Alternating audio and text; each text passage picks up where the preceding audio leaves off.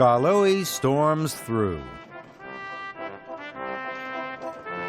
In the summer, the high hills of Sodor are Skarloey's favorite place. There are flowers and forests and fields full of sheep and farmers who wave as Skarloey chuffs by. But in the winter, it's very different in the hills. There is rain and wind, and sometimes there are bad storms. One rainy day, Skarloey was delivering cars of slate. He saw a farmer up ahead by the tracks. "There's an emergency," he shouted. "A big storm is coming. We have to get the sheep down from the hills. We need the engines to help." Skarloey wanted to help, so he puffed quickly away to the depot. He had to tell the other engines that there was an emergency. When Skarloey arrived at the depot, his friends Rheneas and Peter Sam were there. So was Mr. Percival. Skarloey told him about the storm. "First," said Mr. Percival, "you must collect the freight cars and take them to the top of the hill. Then pick up the sheep and bring them safely down the hill to the farmers."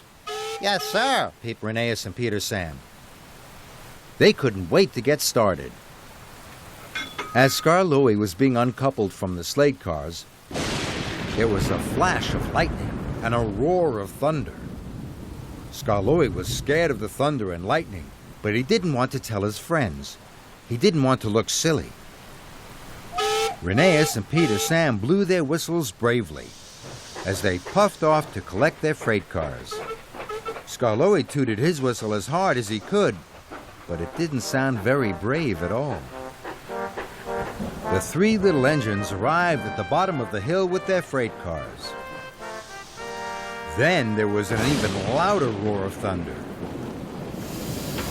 Skarloey's wheels wobbled. He was very frightened. "Here I go," puffed Rheneas, and he bravely chuffed up the hill. "I'm coming too," tooted Peter Sam, and he puffed off bravely after his friend. Skarloey watched his friends disappear into the storm. He didn't feel as brave as the other engines.